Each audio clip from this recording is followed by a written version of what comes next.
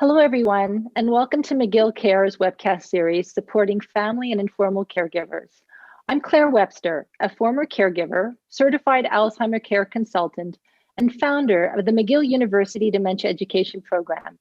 I work with a dynamic team of leading healthcare professionals who oversee this program, including Dr. José Moret from the Division of Geriatric Medicine, Dr. Serge Gauthier, McGill University Research Center for Studies in Aging, and Dr. Gerald Fried, McGill Steinberg Center for Simulation and Interactive Learning.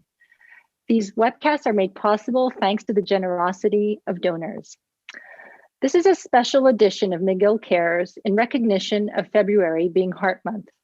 I launched McGill Cares in May of 2020 as an educational platform where I can educate people on a wide variety of health-related topics, primarily as they relate to dementia. However, so many conditions are interrelated.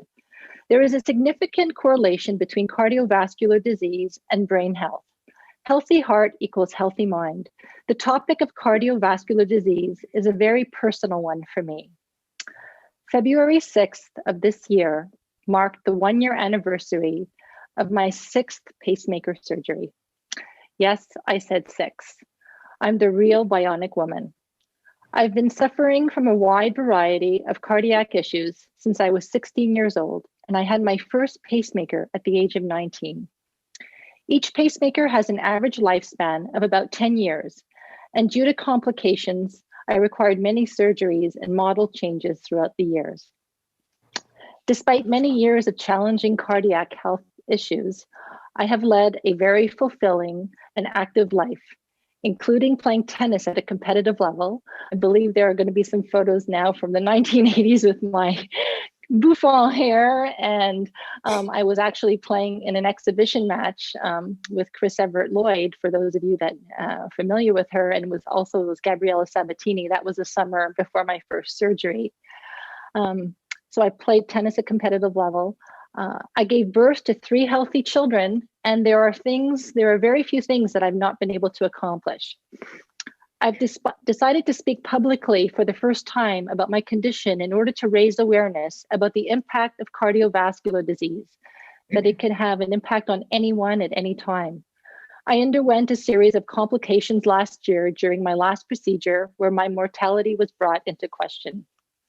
It was an exceptionally scary and challenging time for me and my family, which fortunately had the most positive results, and I'm now feeling extremely healthy. This experience did, however, force me to stop taking my life for granted and make some significant changes in my lifestyle, especially with regards to how I learned to cope with my stress. I had some leftover unhealthy coping mechanisms from my many years as a caregiver and had to finally divorce myself from them. I also wanted to break the stigma of my heart condition, as I had spent most of my life, especially in my younger days, feeling often embarrassed about letting people know that I have a pacemaker. It's very visible on the surface of my skin under my left shoulder. I would dress strategically to hide the scars, and if it was visible, I would tell people that I fell off a ladder or I required surgery due to tearing a cartilage because of my tennis. I have and continue to be a long-term patient at the Montreal General Hospital, and I'm extremely grateful for the attention and care that I have and continue to receive from the Cardiac Electrophysiology Department. Special thanks to Dr. Tommy Hadges. Today, my guest is Dr. Jacqueline Joza, who works with Dr. Hadges and his team. She is a cardiac electrophysiologist and assistant professor of medicine at the McGill University Health Centre.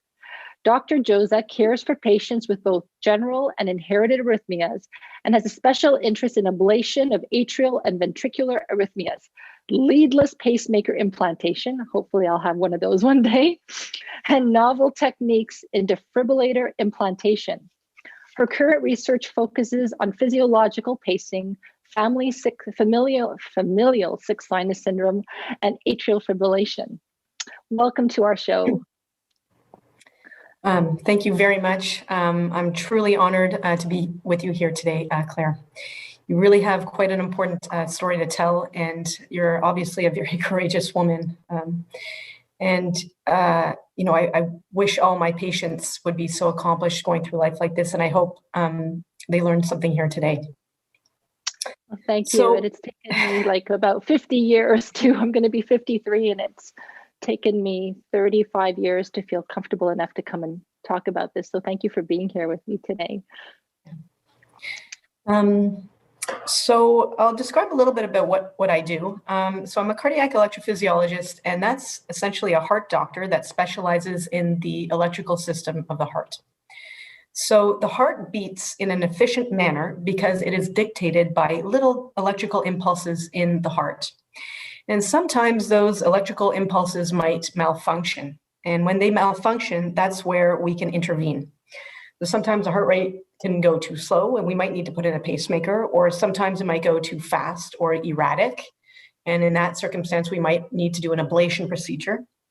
And I also subspecialize, I should say, in genetic or inherited arrhythmias. And these are arrhythmias that we're essentially born with. So we have a gene mutation that causes an arrhythmia that might manifest only much later on in life. And so we need to find those genetic mutations, those people with those mutations, so that we can prevent terrible things from happening, such as losing consciousness and sometimes even dying suddenly from this. So that's kind of what we do here. When I'm looking at your, your experience, I mean, I have AFib, I have Sinus Syndrome. Is it unusual for someone of my age, like to have been given a pacemaker? Oh, definitely. When I was Definitely, it's not very common to see people under the age of 50 or even 60 undergoing a pacemaker implantation. And the reason, that might happen is potentially a genetic mutation that maybe one of your parents has, or maybe you have sporadically. It could have been a virus or other unknown causes that may have have happened. So it's definitely very unusual to have a pacemaker under the age of 50 or 60. And at your age, I think you were 19 when you had your first one implanted. Mm-hmm. That's very young. Mm-hmm. My symptoms began at 16. So I did have, when I was 13, mononucleosis. Both my parents did have. My father passed away from congestive heart failure. My mother had minor strokes in her late 60s and had a minor heart attack. But I remember waking up one morning, I was 16 and feeling extremely lightheaded, almost like, when you get up too fast, and that feeling of having to just put my head between my knees and say, oh, just, those sudden rush of palpitations. And I think the challenge that I had gone through is like, I kept having these feelings of wanting to faint. I was playing tennis at a very competitive level. At one of the, I found for many years the challenge that I had was that whenever time I went to see the doctor, because of how I looked or how I appeared, here's this fit, tall, blonde athlete, it must be stress related. And so it took 3 years for me to be properly diagnosed with actually Sinus Syndrome. Can you explain the condition? Yep. So I think I'm a very visual person. So I think, what might be helpful, I've just created a quick drawing. This is how I speak with my patients. And so it might really explain kind of what's going on. Okay. So this is the heart. We have 4 chambers in our heart. And as I was mentioning before, we have electrical signals inside the heart. You can almost think of it like wiring in the heart. And so these are the 4 chambers. The first 2 at the top are the right and the left atria, and the right and the left ventricle, okay? So we have our blue blood come into the right side of the heart. That's blue blood from our veins, deoxygenated blood. And it goes through the heart, into the lungs, comes back to the left side of the heart, into the main area of the heart, the left ventricle, which pumps the blood out to the rest of the body. So the way that the blood moves through the heart is because there's an electrical system. And that brain of the electrical system here is in the top of the right atrium, and it's called the sinus node. And that sinus node it's like the spark plug that gets the electrical system moving. So the electrical system will start here, move down into the middle of the heart, take about 200 milliseconds or so of a pause to let the blood flow through, and then the electrical conduction will continue down into the bottom part of the heart, into the right and the left ventricles, to allow the blood to push forward. So sick sinus syndrome is when there's a problem with the top, with the spark plug, the brain of the electrical system. So for whatever reason, it will start to either get slower or even stop working, or even be taken over by another arrhythmia, for example, atrial fibrillation on the other side. And so let's say, your symptoms, you suddenly felt very dizzy, there was really no provocation for that, no precipitating event. You just suddenly felt dizzy. That's a classic for somebody who might have an electrical system disease. So where all of a sudden this guy, the sinus node, just stops functioning. And all of a sudden, nothing's happening. And sometimes the lower part of the electrical system can take over, and sometimes it's also too slow to take over. And so you feel symptoms of dizziness, you want to faint, and sometimes people do faint. And although you had this very young in life, people, up to the, 90, 95 years old, they can also experience the exact same problem. And the way to properly diagnose it, I'm assuming, unfortunately, again, there was a delay in my, in the whole diagnosis process, but I guess it's with a Holter monitor. Can you explain what the Holter is? There's no way to diagnose this unless you catch it with an electrocardiogram or an strip or something like this, right? So you had a Holter monitor eventually. The Holter monitor is a recording. It's, we put stickers on the chest and we record the heart for about 24 hours of the day or 48 hours. There are longer monitors out there as well now. And essentially, you go about your routine day, you exercise, you sleep. So we see exactly what your heart is doing at all these moments. And then we can identify if there is a problem. And then we can also correlate those electrical problems with any symptoms that you might have during the monitoring. Now, the reason I needed a pacemaker was, so I had, after I wore the Holter monitor for 48 hours, it showed that my heart at resting rate was going down to 32 beats per minute. It showed that while I was sleeping at night, my heart was pausing for 6 seconds at a time. And I had been informed that I was informed that it was actually a miracle that I didn't go into cardiac arrest because it kept pausing nonstop. And then the other interesting issue was that I had a lot of tachycardia. Without exercising, my heart rate would go up to 200 beats per minute. So how do we explain that? Was there my whole electrophysiology of my heart was clearly off? Right. So essentially, when you get these pauses, sometimes the same problem that causes the pauses in the sinus node and the electrical system, that same pathophysiology, underlying disease, is the same one that creates these fast arrhythmias, because the cells are diseased. And when the cells are diseased, either they go slow, they're not working very well, or they can go very, very fast and erratic, and that's called atrial fibrillation. So when we talk about sick sinus syndrome, it's not just about the pauses, but it can also be people who have fast rhythms at the same time.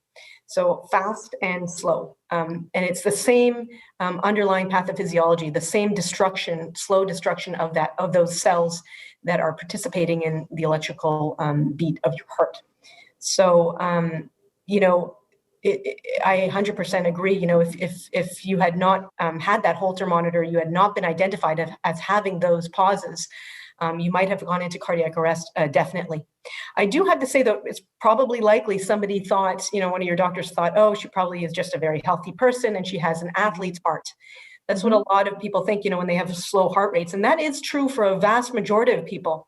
But when you start getting symptoms like you're describing, that's definitely something to look into and get investigations and not just chalk it up to an athlete's heart. That's really important. And can you talk about what is the need? Why do people have ablations? I had 3 ablations. So once the pacemaker had been put in, it was there to protect my heart from stopping and from having such a low beat. But I had, I was getting these like flutters all the time. And then there was this need to have, a couple. What does the ablation do? Okay, so people who need ablations, you're describing it perfectly. The palpitations, sometimes people feel dizziness, not because their heart rate's slow, but because actually their heart rate's going too fast or erratic. They might get shortness of breath, or might not be able to exercise or even move or even walk up the stairs with these arrhythmias.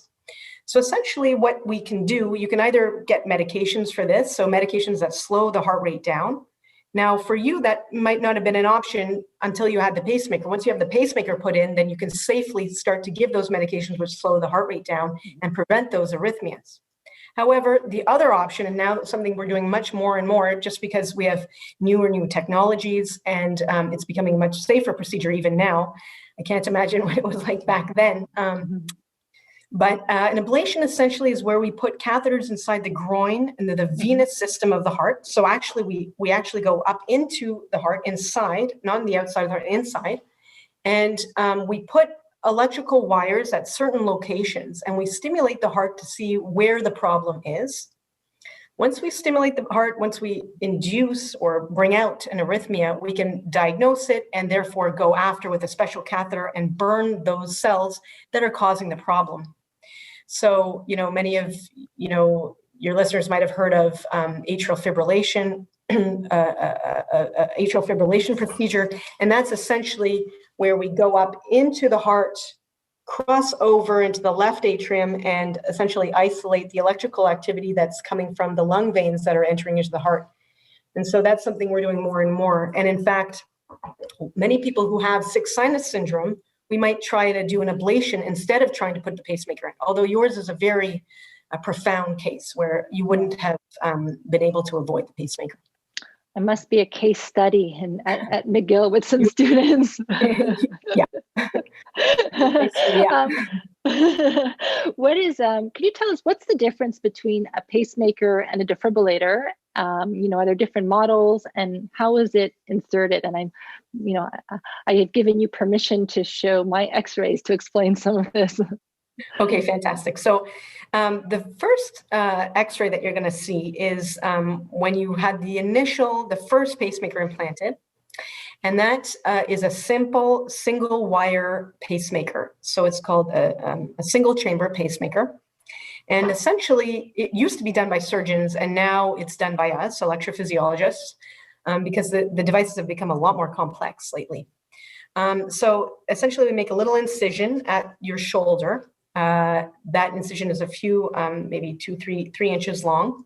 And we find the vein that connects down into your heart, and we insert a wire that goes from there into your heart and goes right into the right ventricle. And you can see it on your chest x-ray there.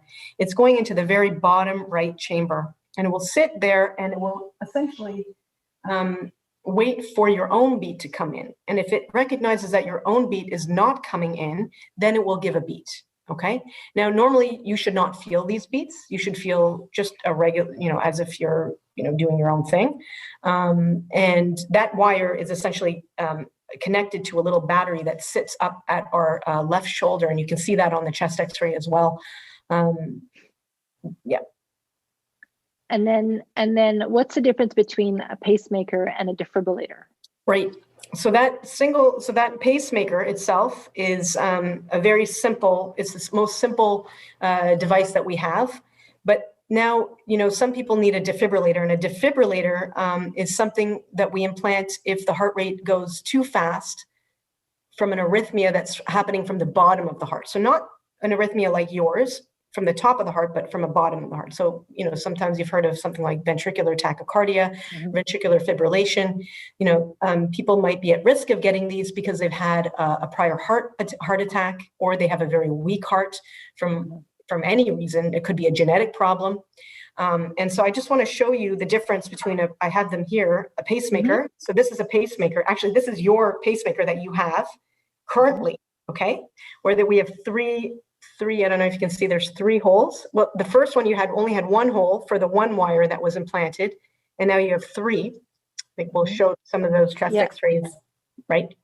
And then this is a defibrillator, okay? So it's much bigger. This is Medtronic, but there's many different types of defibrillators. But this is much bigger because it has to actually create the voltage that will produce the shock to restart the heart. Should you go into one of these bad rhythms coming from the bottom of the heart. So that's the idea. I wanted to show, while we're still here, I wanted to show what the leadless pacemaker looks like. Yes, I'd love to see that. It's one wire. It's not a wire. It's one little device that sits inside the heart. So you can see how tiny it is. Okay. And it sits, battery, just a little battery. That's right. And it lasts the same battery. It has the same battery life as the current single chamber or dual chamber pacemaker. But it only can work in a single chamber. Okay, so it can recognize, now there's a new version that just came out that can recognize the top chamber as well, but it only sits inside the right ventricle. And this device, actually, the way that the battery works is that it's like kind of a watch, when you kind of move the watch to rewound and get more, battery, that's kind of how it works, but with the actual electrical impulses of the heart and the heart beating, that it will continue to recharge like that. So let's talk about, process of the regular checkups and how often it has to be changed. I think we have a slide showing me at the clinic at the Montreal General Hospital with the magnet on top of me. It's actually a funny picture, but, I go every 6 months to have it checked. And it's basically, I've had surgery every 10 years. For those people that are doing the math and saying, how did she have 6 pacemakers every 10 years? It's because, unfortunately, 2 surgeries, I had complications. So I had to have changes done within a year of each other. So, right. So how often? It's 10 years, right? Yeah, so that's about how much a battery will last for somebody who uses it, for example, all the time, like you did, or eventually did. So that's one of the big problems, right, with pacemakers, is this idea that you have to keep changing them. There's no rechargeable battery yet, and there is nothing like that in the foreseeable future. So, it's a big deal, because every time you open that incision up, okay, so we don't change the wires necessarily, or we might if we have to, but if it's just undergoing a battery change, we'll open up the incision, take out the old battery, and unplug and replug into a new battery. But every time you go into that pocket or open the incision up, then you have a much higher risk of having an infection of the device. And if that device gets infected, it's not just the actual battery that gets infected, but it's the whole wire and the whole system inside that gets infected. And if that does, then you have to pull the whole thing out, and it's very risky procedure. So, a battery change is not just a regular battery change, when you start to think about all the potential things that could go wrong. And so that's why it's a big deal. It's very complex. And I had, unfortunately, following a surgery in 2010, pericarditis, which is an inflammation lining of the heart, which was very, very painful. And then subsequent, I've had it it's occurred 3 times after that. And most likely from a surgery back in 2010 that was quite complicated. So yeah, like as you say, it's not just open up and change and heal, and also it affects all the muscle tissue. So it's quite complex.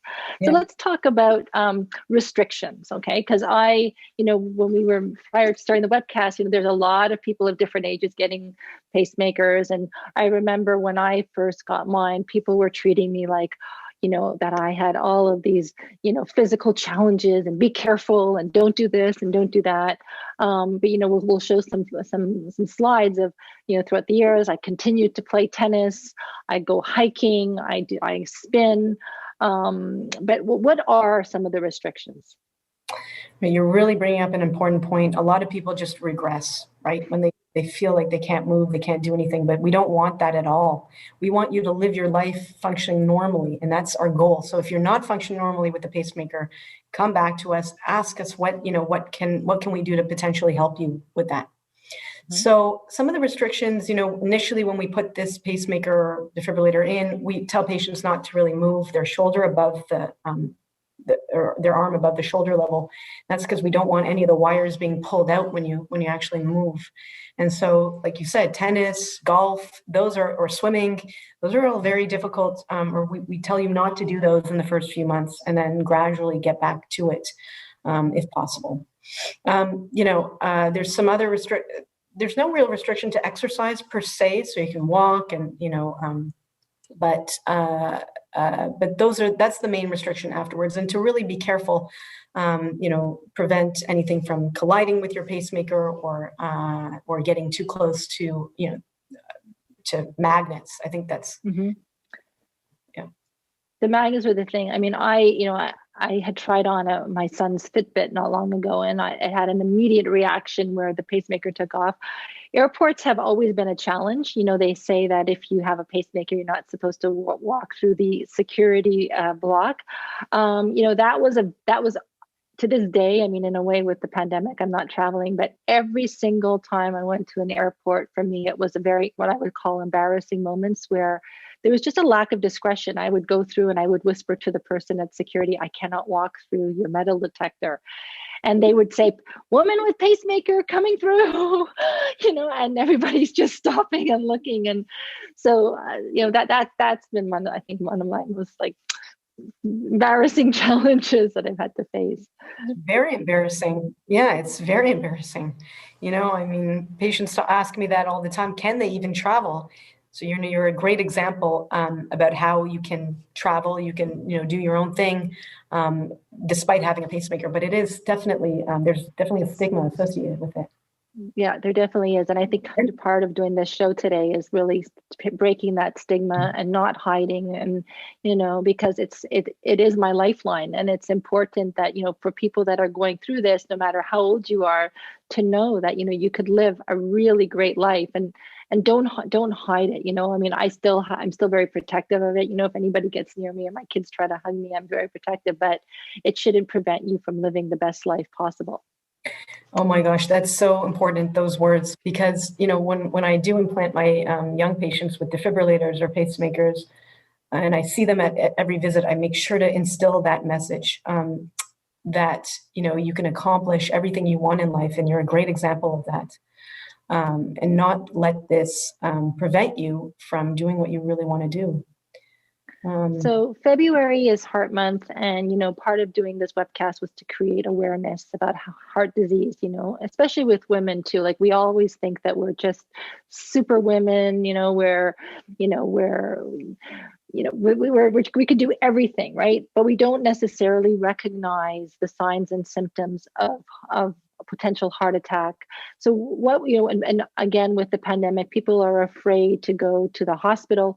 What warning signs should people not ignore? Right.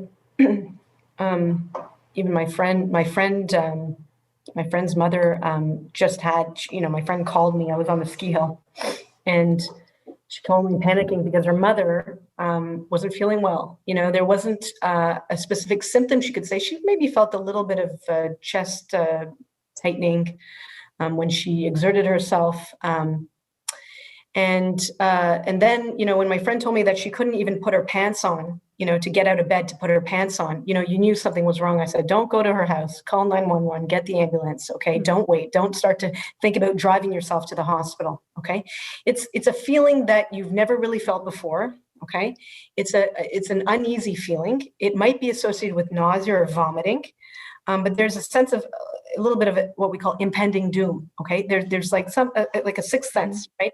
Yeah. It might not just be the classic crushing chest pain that typically men have when they are having heart attacks, but it could be, like I mentioned before, nausea, just sudden weakness, not feeling well, and this sixth sense that something is going wrong. Again, don't wait, just go to the hospital. Right. Yeah, and even despite the pandemic, I mean, don't risk your life. Right. I mean, we've had patients come in too late, and there's a lot of heart damage done. They're lucky to have been alive, actually. So it's something that we don't think about the pandemic, but all those patients who are presenting late or don't present at all, or not getting their procedures done, and therefore, their hearts are at risk. Dr. Joza, thank you so much for being my guest today. You're very welcome. And thank you again for the opportunity to talk with you. And as I mentioned before, you're a courageous woman. And I wish all my patients can be somebody like you who has not let, the stigma and the pacemaker brought you down. So, just thank you. Thank you. Thank you. Well, please join us on Wednesday, February 24th. We have a very special guest. I'm going to have Stephanie Friel. She's a consultant with the World Health Organization in the Department of Mental Health and Substance Abuse. We will be hearing about the World Health Organization's strategy on dementia. This webcast is an initiative of the McGill Dementia Education Program, which is funded by private donations. If you would like to make a contribution or for more information about our program, please visit us at mcgill.ca/dementia. If you have specific topics or questions that you would like us to address, please email us at dementia@mcgill.ca. Thank you for watching.